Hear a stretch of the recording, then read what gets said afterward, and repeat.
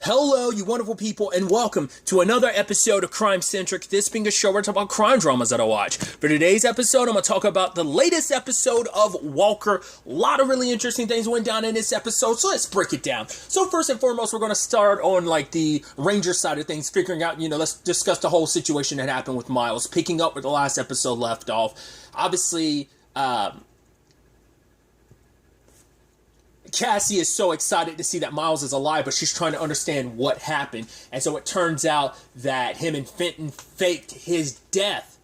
And at first you're kind of, even Walker's like, wait, why would you trust him? Do you know what kind of character he is? And even I'm like, wait, what does that mean? What's that in reference to? And then it took me a little while into the episode, like, all right, he knew that you were alive the entire time, and he's been sleeping with your wife. He got into a relationship with your wife. He knew that your wife was grieving you, and he kind of took advantage of that.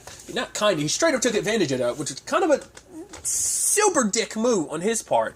But Walker didn't say anything. It wasn't until Cassie brought Rita, and Rita's like, I would, if I'd known that you were alive. It's like, but you should know me and Fenton. And it's like, Cassie's like, yeah, Fenton knew that he was alive. It's like, wait, what? And it's like, so they were both betrayed by him, because Miles would not talk about what's what, because he didn't want to drag anyone else into it, because whatever this is, it's an off-the-books op that they were a part of, that they didn't want anyone else getting caught up in it. So James confronts Fenton, because for him it's like, you are a disgrace to the badge. You did some off-the-books operation. You also faked the Ranger's death. You broke some laws along the way. And James, being the honorable person he is almost like you are someone that stains the badge, essentially. You're kind of what's wrong with this whole thing. Like, he's trying to understand, like, why would you go so far? Like, what are you keeping to yourself? And we see that someone does have an eye on him when James brings him to the Ranger station. And obviously Cassie wanted to get a piece of that, but James was like, no, the guy's not really 100% ready to talk. He's a little frazzled, and I don't want to take this situation, you coming in there, jumping out his throat, like potentially jeopardizing that. You will close this, you will find out the truth about all this, but I need you to kind of take a step back for now. Because Cassie's very much in the same position Walker was last season when it came to this whole situation with his wife. That whole situation, and I think that's also where Walker can kind of be there for Cassie in that regard. Because luckily he had Mickey and everything to kind of rein him in, to put him back on the right path. He had a foundation around him. James, he had Trey, he had Mickey, he has his family.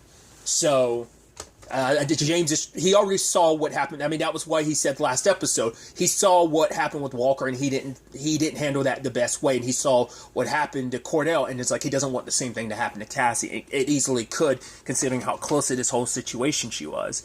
But Fenton kept saying that he refused to talk because they didn't know who to trust in this situation. They didn't know how high up this went. They never really went into it, but part of me was wondering, is that them hinting that there are cops involved in this? Because they never really specified that. But like, why would you not know who to trust if this is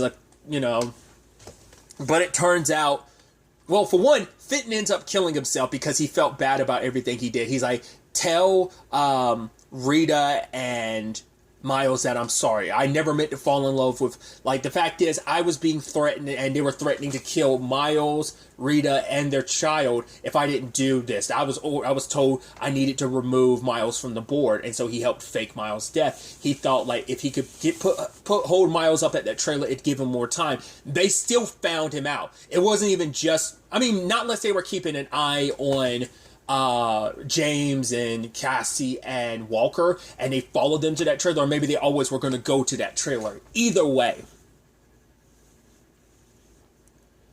when it's all said and done, Fenton ends up killing himself. And I guess the fact is, he was like, oh, could you tell them I'm sorry?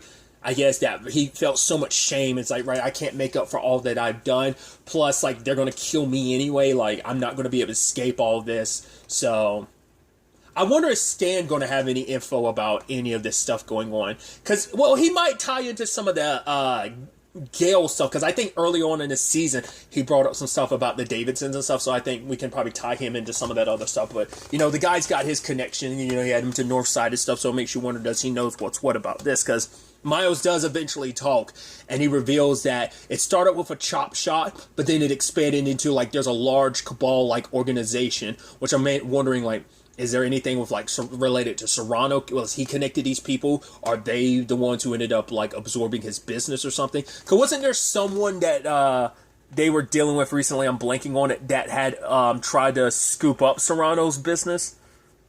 Wasn't that something like a couple episodes ago? Do correct me in the comments down below. I can't remember off the top of my head, but they're doing human trafficking and a lot of terrible, terrible stuff. So they ended up cracking this, and that's why Miles was getting too close. But in all that time, Miles wasn't able to crack any deeper. They've only kind of been able to like barely scratch the surface on this, and that's enough for this organization to want him dead.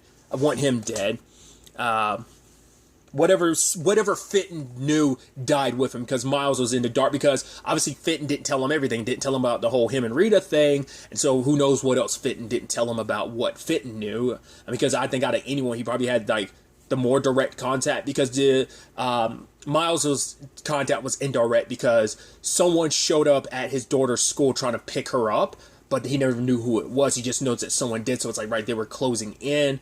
And so he disappeared not only to protect Cassie, but to protect Rita and to protect their daughter. So, but he kind of regrets not bringing her into the fold, because she's like, what made you think I wouldn't go above and beyond for you?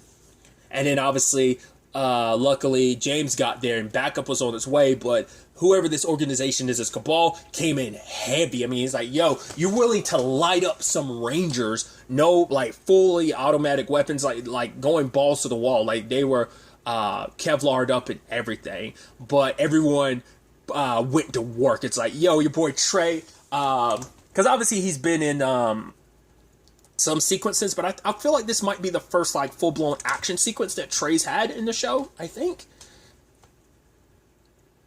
because obviously when James got shot earlier this season, he was kind of fending that off, but still, but seeing him get to work, Miles and Cassie and James doing their thing, I was like, it's actually pretty legit, because like a full-blown, I really love that like whole action set piece. Walker showing up just when that guy pulled out like a grenade launcher or a rocket launcher and took him out, and everyone went to work. Miles pulling out, doing his thing with the knife, Cassie only having a her what was it? Taser on her. And I was like, because at that moment she had the taser, I forgot. I completely forgot. Like, once again, she doesn't do guns because of that. But she does in the end to save Miles, because I think it's her finally being able to let go. Because her guilt over what happened to Miles, that her gun was stolen and used, which even Miles said at the time, he's like, wait, what? Because she's like, why'd you let me use my gun? He was like, I have no idea. They must have asked Fitton to do that, because she's also, because she kept the investigation going, I guess they were keeping an eye on Cassidy the entire time. So, like, even when she, like, came down here to Alston, like, I think that's maybe set up some red flags or something like that. But her investigating in particular, kept their eyes peeled, being like, okay, who knows what, probably trying to see if Miles let her know anything beforehand, before he, quote-unquote, died, so. But the whole situation, I think going forward, we could definitely see, like, character-wise, I could definitely see Cassie potentially using a gun again. Now knowing, like, right, my gun wasn't responsible. My gun wasn't taken. It wasn't used to kill Miles. That the whole thing was a setup. But once again, why her gun in particular? Maybe that was only gun out. Because Fitton probably couldn't use his gun and they couldn't use Miles' gun. They had to make it seem like it was someone else's. Like, I guess to legitimize it, they had to make it seem like they were putting it on someone else. I don't know. But her talking to Miles at the end of the day, he'd ask, like, why she kept, like, pushing so much. Like, you know, for her, there was a lot going on in her life, obviously. Like, not all good. Obviously, everything between her and her brother. But granted, things are kind of good between her and Ben now. But Miles is someone that she wanted to kind of live up to, like, him believing in her more than she believed in herself. And the moment it's like, right, us becoming partners, it felt too good to be true. And I didn't want it just to be too good to be true. So she held on to it because it meant a lot to her. It kind of pushed her in the right direction. He believed in her and she wanted to hold on to that. So it's like, right, you kind of gave this to me, so why wouldn't I kind of do everything I can to help you and support you, especially when we became partners, you know? And Miles is going into witness protection with his daughter and Rita.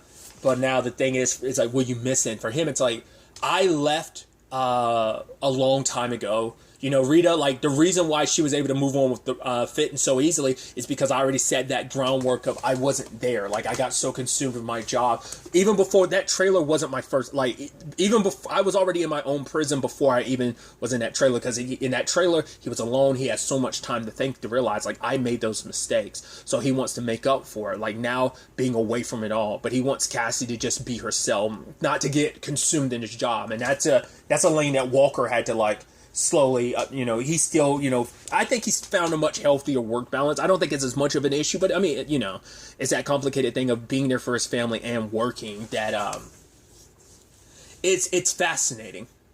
And I'm curious to see in the long run how that ultimately ends up, playing out now that we're diving deeper into this cabal or whatever. Are you just going to walk away?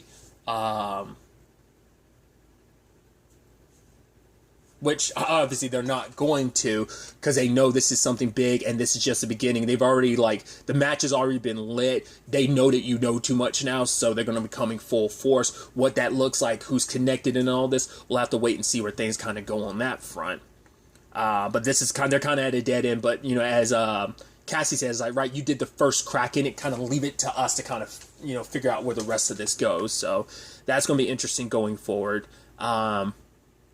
Aside from that, there is all the beautiful, juicy Walker Davidson drama that you're like, oh, God, things are so awkward. I love it. So the whole dinner thing was mainly Liam's idea, but it's also, obviously, Dan's a part of all of this. So, the Davidsons are invited over, and initially, Denise is the one that's kind of like, no, and Gail's the one that kind of signed off on it, because Jerry's like, oh my God, we get to bury the hatchet, because, yes, this is her blood family, but this is also the Walkers are the pseudo family. Issues and all that aside, she wants everything to be copacetic. She wants both families that she loves and cares so much for to be together. You know, she wants to kind of feel complete.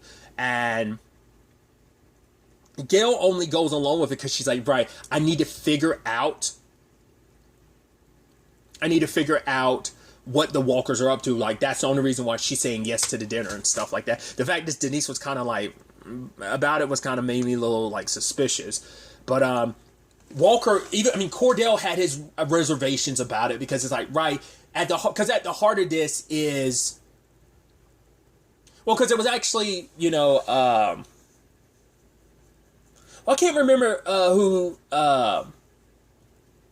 Stella said it was like, was it her and Cole? No, it was Liam's idea, and she was kind of all about it, I think is what she was saying, that like her and Colton, it's like, right, we can, our families can finally bury the hatch. I even love later on when August is like, are you guys think this is really a good idea? It's like, yeah, we can't go the rest of our lives being afraid to be in the same room. But he's like, yeah, you guys are going to go off to college and not have to deal with this. I'm going to want to be the one stuck here. So he's like, let me take the lead. With Stella, like, no one needs to take the lead. Everything is going to be fine. But it's like, yeah, it's an awkward situation. Like I said, Cordell wasn't 100% on board with it. He's just like, could we find another way? Because it's like, we're putting Stella, Colton, August, and Jerry in a very weird, awkward, complicated position. And he's like, there's already been so much bad blood and just things keep escalating. Things are getting worse. Like, can't we just find a better middle ground? And it's like, they're still going down this route. August ran into that girl, Kit, who's like, oh, like, you're looking for a guitarist or guitar lessons. I'm like, okay, that's interesting. Once again, just a little tiny bit in that story, and you're just like, oh, okay. See, it's going to be interesting to see where that goes. But it's more so focusing on the fact that the band kind of blew up, because it's like, well, there's the whole Todd and Colton thing and Stella, so it's like that complicated thing. Of course, the band wasn't going to be able to stay together. To be fair, it was already started on the most rocky of circumstances, considering the song that Colton wrote about Stella was the one Todd sung to Stella, so. But regardless, now it's everyone trying to decide, like, all right, they're like, the Walkers are literally outside, just being like, they apparently were outside for like 20 minutes, and just like, Bonham was just kind of like, oh, do we really have to do this? And it's like, and Liam's like, maybe when this is all over, we won't even have to make it to dessert. But he's like, your mom made crumb. It's like, well, we can eat it at home. Which home? And Abby was like, the rightful home. So it's like, yeah, she's down for this too, because if it's like, Liam's plan was to like, all right, get enough things going. Hopefully, Gail or Denise will get so heated they end up confessing. Even right, we'll get Dan to even testify. It's like, well, can you trust Dan? It's like, well, I trust that he will try and do what he's always done and try. At the very least, you can count on him looking out for himself. So the seating situation was hilarious. How Abby and Denise were going for the same chair because, you know, right, this is where we normally sit in the family table because, I mean, this was their house. So, like, right, this is usually where we sit. And then Gail and Bonham grabbing, like, the chair at the front of the table, like, kind of where the head of the house sits. And it's just like, okay, this is awkward. So everyone just sits and it's kind of like, okay, everything's being copacetic. Liam being like, oh, this is actually pretty good. And Dan's like, yeah, I did a special rub. And he looks, and Liam is looking, and his mom's kind of giving him the eye. The entire time, Bonham's like trying to cut the food, and he's just kind of like staring at his fork. He's just so disgusted. Then, at one point, Denise is, I guess, getting some of something Abby brought. And then you have Gail looking at her, and Denise is almost like, what do you want me to do? And Denise is Gail's like, don't eat that woman's food. What are you doing? I'm assuming the dish in particular was the one that, well, at least one of the ones that Abby bought. So that was really interesting. And it's just like, oh, at first it seemed like, oh, we're laughing, ha, ha, ha, ha. But it's just like, everything's just sizzling beneath the surface. So Bonham wants to walk away. Luckily, Cordell shows up. But, you know, it's like, okay, how are things going? It's like, well, no blood is spilt, so that's progress. But then, like, yeah, everyone starts going for the jugulars about, you know, because Liam's like, yo, run me through the race situation, yada, yada, yada. You're like, oh, Liam, don't do this. And just everything's going and going and going. And Denise is like, okay, go ahead and say it. You think I'm the one that cut the rope, the saddle. I'm like, I don't think she did. And I love Liam being like, oh, I didn't necessarily say that, Denise, but it's interesting you would. Shut up, Liam. Shut up. I love it. The pettiness and just like, ooh, the drama. It just kind of makes you go, oh, you feel bad, but you're also like, I want to eat it up. God, there's just so much bad blood between this family, which is so interesting, too, because obviously the prequel Walker, was it Independence, is going to cover even more of, like, where the Walkers were, and even the Davidsons, like, kind of seeing the beginning of that bad blood. So that being a foundation of, like, whether that's what the entire show is going to be about, that bad blood even back then, or it's going to be part of it, and then just, like, the Walker line continuing, whatever the case may be, based on what we saw from the trailer, which I'm assuming, once again, most of that's going to be from, like, the first episode. There might be sprinkled stuff from, once again, the CW typically pulls stuff mainly from the first episode when it comes to, like, their series trailers or even their, but it's usually like the first couple episodes. It's never anything too deep within the season. But, so that's going to be interesting.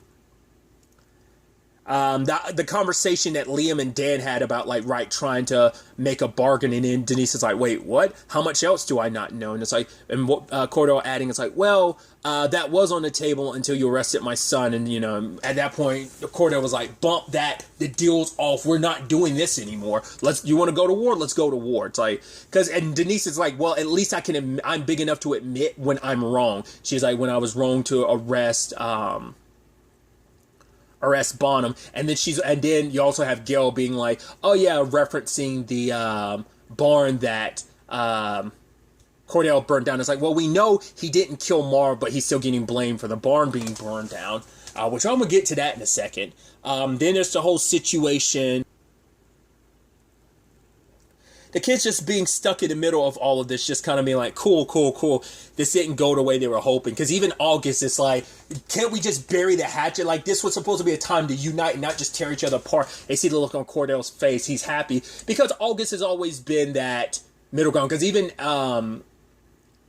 Abby was like, oh, like, you're the only one that, you haven't really complained despite all the complications that's going on. He's like, oh yeah, it's sure if you say so. Because he's like, I think he's felt like he's complained, but he's always been the one that's always been like, right, he's just kind of always kind of taking everything enough in strides, a lot better than most people. And I think in that moment is kind of proof of that. And I think Cordell was kind of proud of his son being like, right, kind of put all our BS aside and just kind of come together in this moment. Like, that's what we should be doing instead of trying to rip each other apart, you know?